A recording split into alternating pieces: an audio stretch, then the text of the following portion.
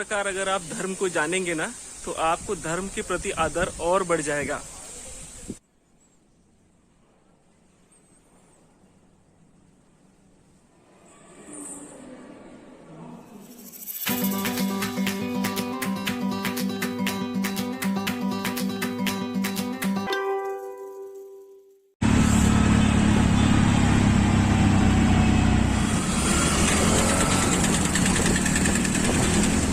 Hello दोस्तों, कैसे हैं आप सब। मैं उमेश आपके लिए लेके आया एक नया वीडियो। और आज के वीडियो में मैं जाने वाला हूँ एलोरा केव्स के लिए। यहाँ पे इसे वेरूळ लेनी भी कहा जाता है। और आज के किस कंडीशन में देखेंगे कि एलोरा का एंट्री टाइमिंग क्या है, वहाँ पे कैसे रूट्स है और वहाँ का आर्ट आपको अच्छा देखने को मिलेगा। तो चलो निकलते हैं एलोरा केव्स के लिए।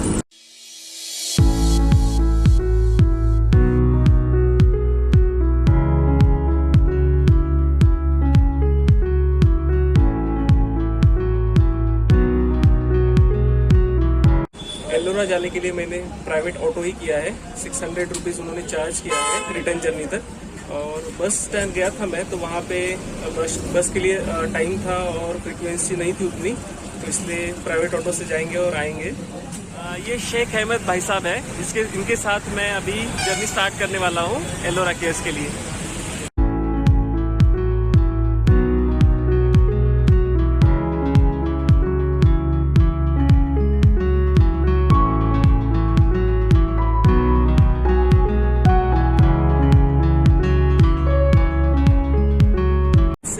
जाते वक्त आपको महाराष्ट्र की सुप्रसिद्ध साड़ी, इसकी बहुत सारी फैक्ट्रीज देखने को मिलेंगी और ये पूरा हैंडलूम होती है।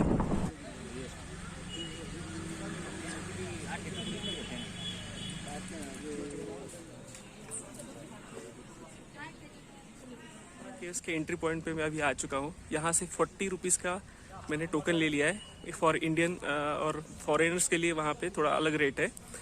और यहाँ पे अभी सैटरडे संडे पूरा ऑफ है। कलेक्टर्स का रूल आया है सैटरडे संडे ड्यू टू कोविड-19 एलोरा केव्स का एंट्री ऑफ रहेगा।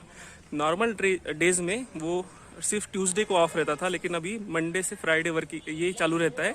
और सैटरडे संडे केव्स का एंट्री पूरा बंद रहता है।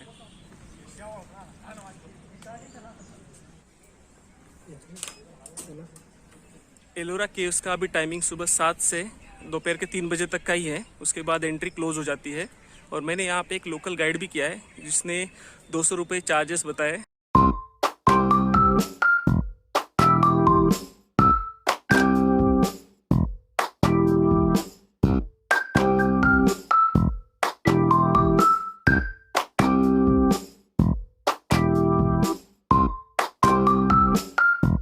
लोकल गाइड है मयूर वाघ, और ये हमें वेरूळ की कुछ इन्फॉर्मेशंस देंगे।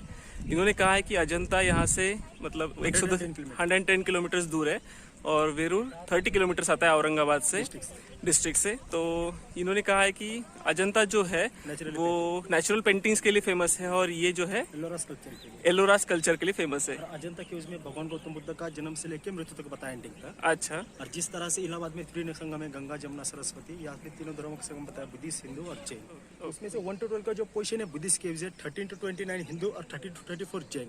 उसमें 5 गुफा जैन है, 17 गुफा हिंदू है और 12 गुफा बौद्ध है। और ये गुफा का जो निर्माण हुआ है धर्म के प्रचार के लिए। लास्ट टाइम में यहाँ पे पूजा पाठ किया जाता था और सिखाया जाता था। ओके। बौद्ध धर्म की 1 से 12 तक की केव्स हम देखेंगे। और यहाँ से 10 नंबर की केव जहाँ पे प्रार्थना होती है वो इम्पोर्टेंट है। और बाकी के जो 9 है 1 से 9 तक वहाँ पे रहते थे, तो वो भी हम देखेंगे।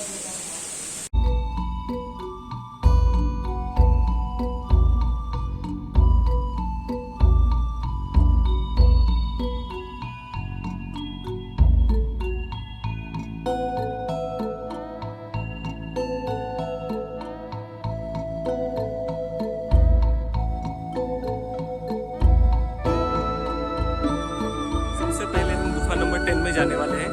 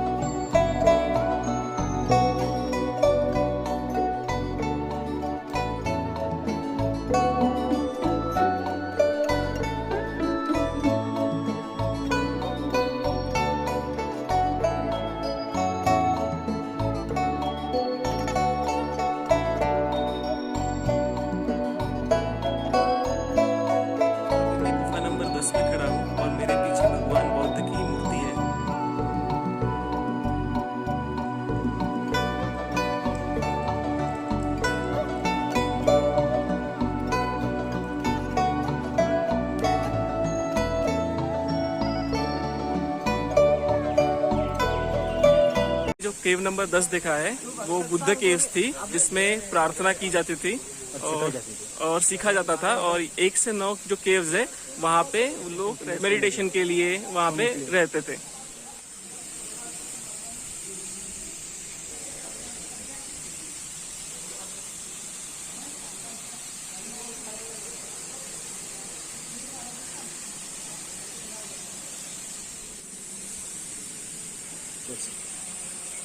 धम्म चक्र परिवर्तन मुद्रा आपके सामने खड़े हैं। गुफा नंबर 8 में जो भगवान गौतम बुद्ध को पोज दिया टीचिंग पोज, उसको धम्म चक्र परिवर्तन मुद्रा, वो उनका ज्ञान बांट रहे हैं। और कलाकार ने जानबूझ के इसलिए बनाया उनको स्वयं ऐसा लगना चाहिए भगवान गौतम बुद्ध कुछ टीच करे, कुछ सिखा रहे। तो हर जगह पे जाएंगे तो भगवान गौतम बुद्ध का सिमिलरिटी पोज देखने मिलता है, टीचिंग पोज। और उसके बाद में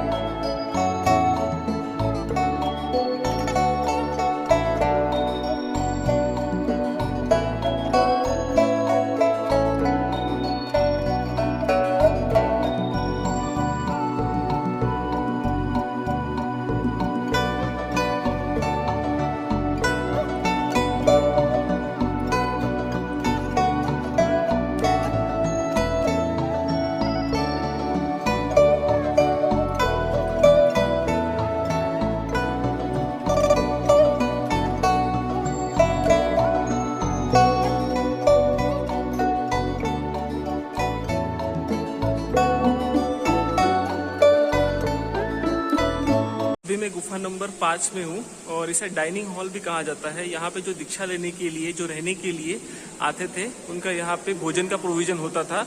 और लगभग 1000 लोगों की कैपेसिटी का ये डाइनिंग हॉल है। इसके बाजू में भी एक है।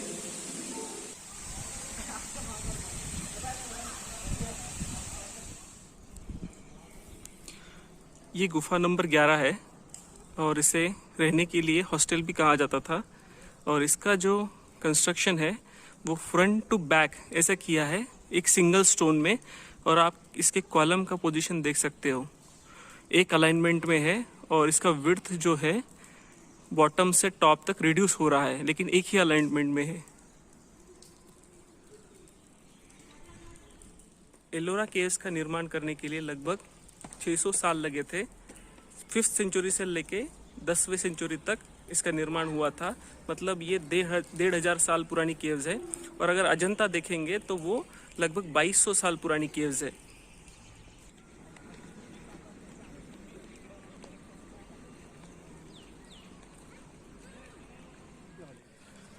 एक से 12 तक हमने अभी बौद्ध केव्स देखी है। अभी 13 to 29 हम हिंदू केव्स देखेंगे। शिव और विष्णु भगवान के लिए वो अर्पित है।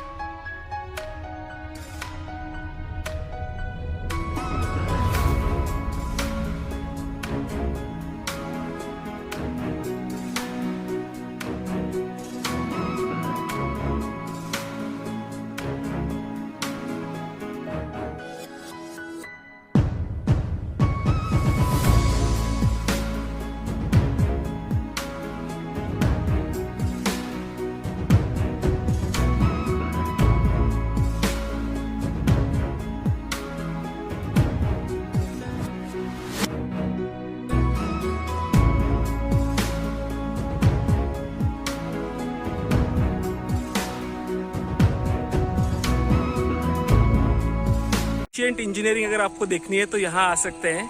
यहाँ पे कोई भी मेन केव्स कंस्ट्रक्ट करने से पहले कोई बाजू में एक रफ केव तैयार की है, जिसको नंबरिंग नहीं की है। 106 केव्स जो है उसमें से सिर्फ 34 जो मेन केव्स है उसको ही नंबरिंग की है।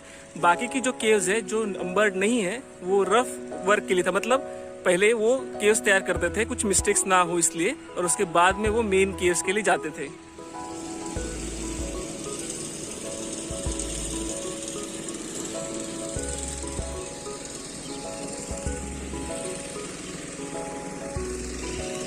अभी मैं कैलाश लेनी में आया हूँ, केव नंबर 16। ये हिंदू धर्म की सबसे मेन केव है और ये भगवान शंकर को अर्पित है। तो चलिए यहाँ पे हिंदू धर्म के कुछ रहस्य देखेंगे।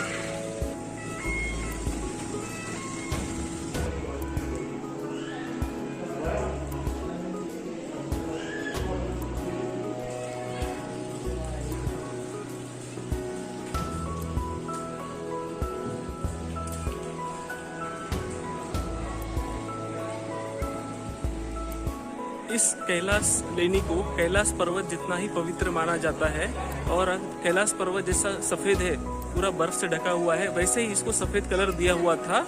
लेकिन ड्यू टू इन्वायरमेंटल कंडीशंस ये पूरा अभी वाइट कलर निकल चुका है, लेकिन कहीं कहीं पे आपको दिखाई देगा।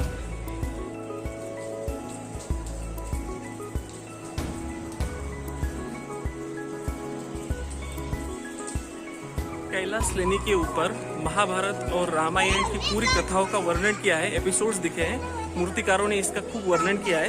कैलाश लेनी के साउथ साइड की तरफ रामायण का वर्णन किया है, क्योंकि वो साउथ में हुआ था रामायण, और महाभारत का वर्णन नॉर्थ में साइड में किया है। और यहाँ आपको पीछे देखने को मिलेगा पूरा एपिसोड्स है महाभारत के।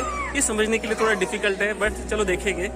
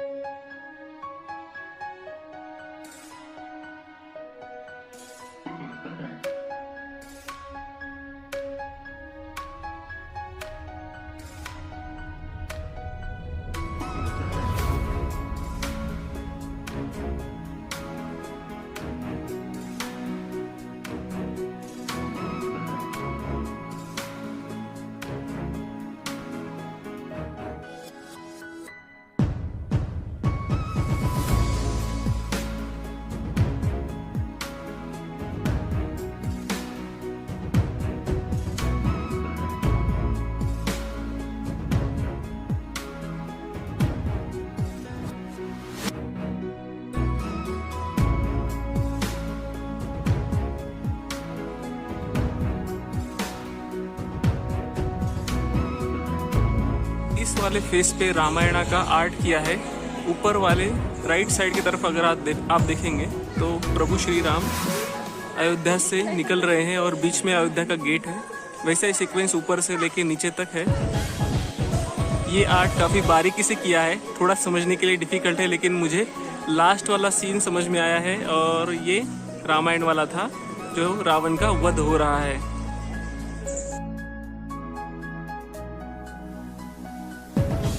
तो अभी मैं कैलाश लेनी के ऊपर वाले हिस्से में जाता हूँ और भगवान के दर्शन करेंगे।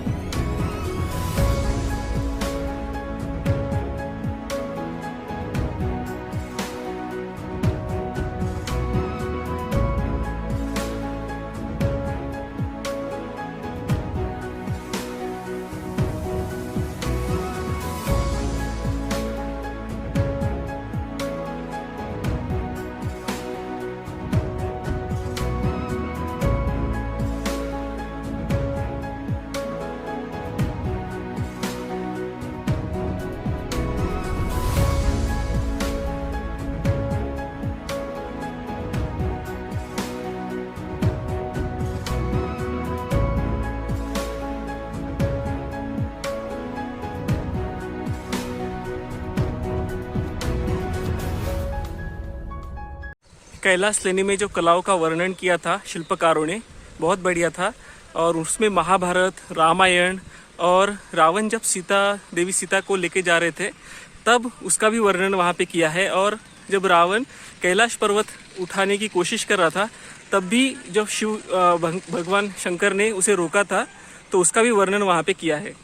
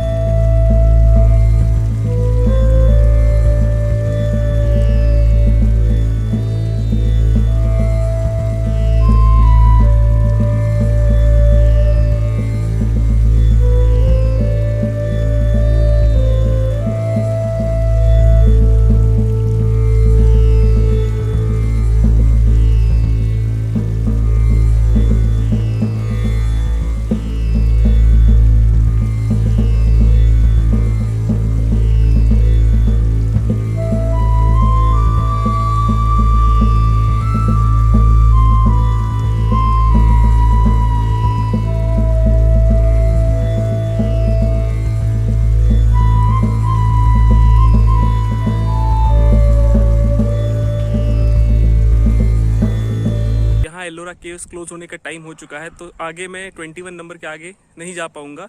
और जो जैन केव्स है 30 नंबर से 34 नंबर तक, वो भी मैं नहीं जा पाऊँगा। वहाँ जाने के लिए आपको बस करना पड़ेगा। यहाँ से 20 रुपीज़ अप और 20 रुपीज़ डाउन के लिए बस अवेलेबल होती है। उसमें 32 नंबर्स का केव्स काफ़ी अच्छा है, ऐसे यहाँ कहते हैं। मुझे एलोरा आने के लिए थोड़ा सा लेट हो गया। एक्चुअली सुबह 7 से स्टार्ट होते हैं, लेकिन मैं घर से 11 बजे निकल चुका था, और अगर मैंने ऑटो नहीं पकड़ा होता तो मुझे इतना भी देखने को शायद नहीं मिलता। सो अभी मैं यहाँ से वेरू मंदिर जो है 12 ज्योतिर्लिंग में से जो एक मंदिर है वहाँ पे जाऊँगा। अंदर जाना अलाउड नहीं है, बाहर से दर्शन कर सकते हैं, क्योंकि महाराष्ट्र में अभी टेम्पल ओपन नहीं हुए हैं। तो चलो वहाँ जाते हैं।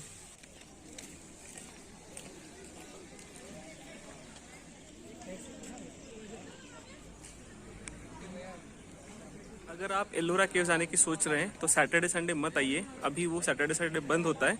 लेकिन जब खुलेगा तब एक बार इंक्वायरी करके आइए, क्योंकि ट्यूसडे को जनरली वो बंद रहता था, और कहीं लोकल लोगों से वो इंक्वायरी करके ज़रूर आइएगा।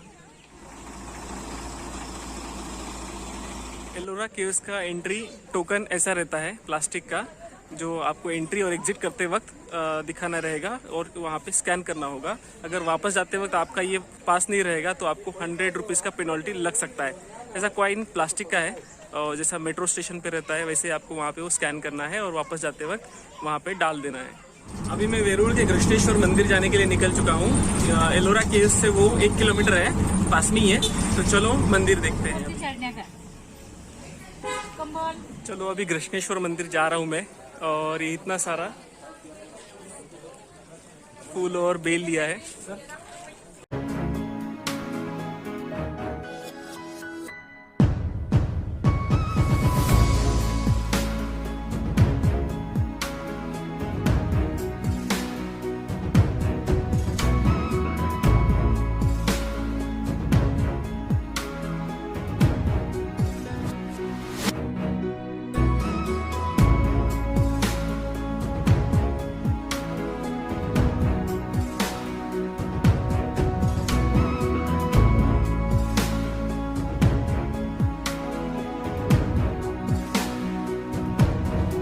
मेरे पीछे श्री कृष्णेश्वर का मंदिर है, और ये पूरा बंद है। बाहर गेट पे ताला है as per the rules by government, और बाहर एक पिंड रखा है भगवान महादेव का, वहाँ पे आप बेलफूल चढ़ा सकते हैं और वहाँ से दर्शन ले सकते हैं। सो बाहर से ही हमने दर्शन लिया है, और अभी यहाँ से निकलेंगे।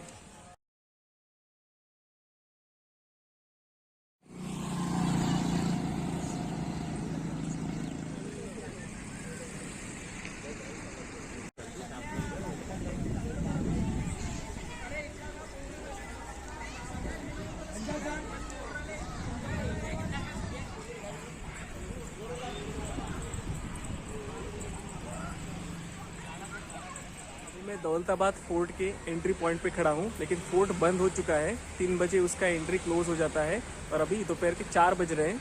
लेकिन अगर आपको मेरा एलोरा का ब्लॉग अच्छा लगता है तो लाइक शेयर सब्सक्राइब ज़रूर कीजिए, और कमेंट बॉक्स में मुझे ज़रूर बताइए।